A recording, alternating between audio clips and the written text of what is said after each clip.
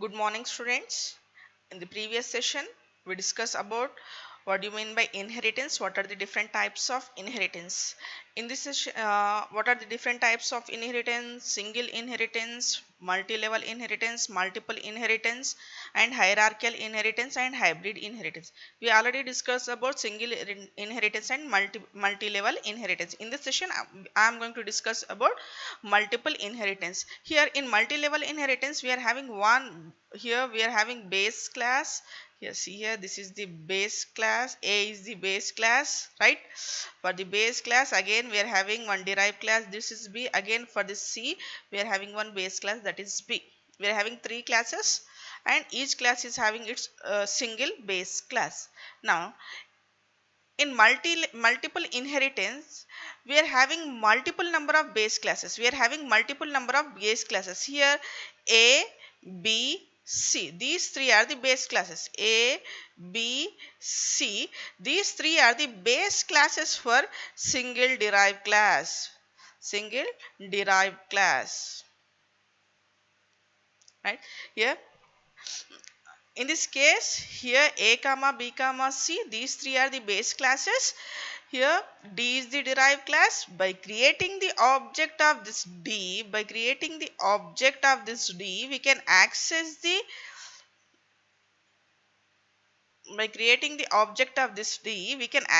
data members and member functions of this class A, B, C. By creating the object of D, we can access the data members and member functions of A comma B comma C. This is the multiple inheritance. Right here we can perform multiple inheritance in public mode, private mode, and protected mode also. Next is here already I explained the multi-level inheritance within a program. Na same for multiple inheritance also we can use that program. Just we have to include two more classes, B comma C. We have to make A comma B comma C are the base classes, and we have to derive the D class from B. Whenever we are going to derive the D class from A comma B comma C, it means that D is going to access the data members of A comma B comma C, and D can access the member functions of A comma B comma C. Right now, here in next one, hierarchical inheritance. In hierarchical inheritance, see the difference here. Here three base classes are there. In multiple inheritance, we are having three base classes. Now here we are having three derived class. We are having three derived classes. We can have three derived class from a single base class. From a single base class, we can have multiple number of derived classes. Here by creating the object of class B, we can access the data members and member functions of A, right? By creating the object of C, we can access the data members and member functions of A. By creating the object for D, we can access the data member and member function of A. It means that here we are creating the object for derived class. By using the object of derived class, we can access the data members and member functions of that particular class as well as the base class. Here B, if I am going to create the object for B, obj1, I can, by using this obj1, I can access the data members of this one and data members of A. If I am going to create the object for C, obj2, I can access the data members and member functions of C as well as A. If I am going to create the object for D, see here, if I am going to create the object for D, obj3, I can access the data member and member function of D, and I can access the data member and member function of A. This is the hierarchical inheritance. Difference between the hierarchical inheritance and multiple inheritance. In multiple inheritance, we are having multiple number of base classes and single derived class, whereas in this hierarchical inheritance, we are having single base class and we can have multiple number of derived classes. For a single base class, we can have multiple number of base classes. This is the hierarchical inheritance. Now hybrid inheritance. Generally this hybrid inheritance is the combination of more than one inheritance. See here, this one is there. Yeah, here this one. What is this one? A, B, C, D. See here. A, B, C, D. This is the multiple inheritance. See here. This is the multiple inheritance, right? Now, here for this D, this. What is this one? Hierarchical inheritance, right? Here this is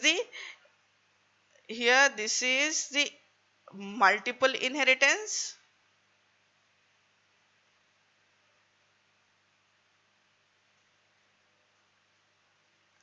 Now, here this is the example of hierarchical. Hierarchical inheritance. Here hybrid inheritance means combination of two inheritance. Combination of two. What are the two inheritance? Here multiple inheritance and hierarchical inheritance.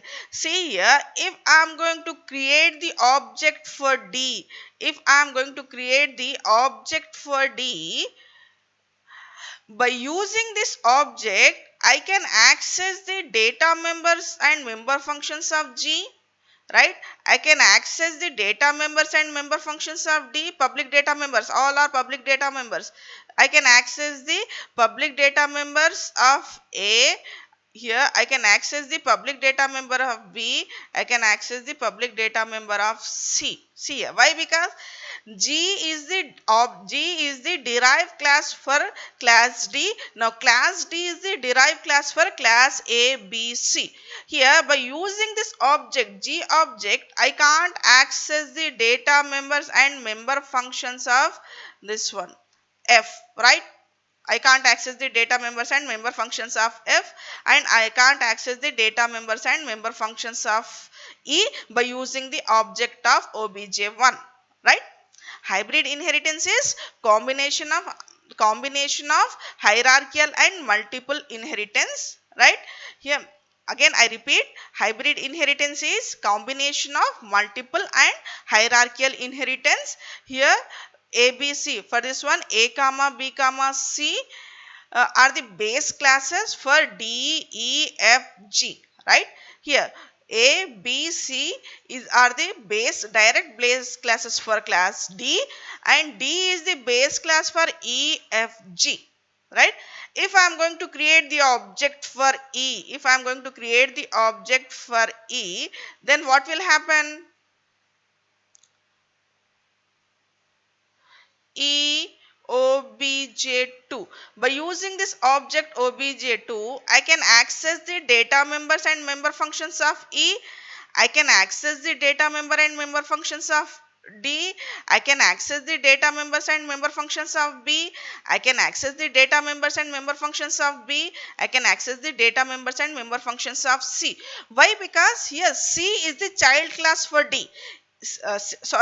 E is the child class for D, and this D is the child class for class A, class B, class C.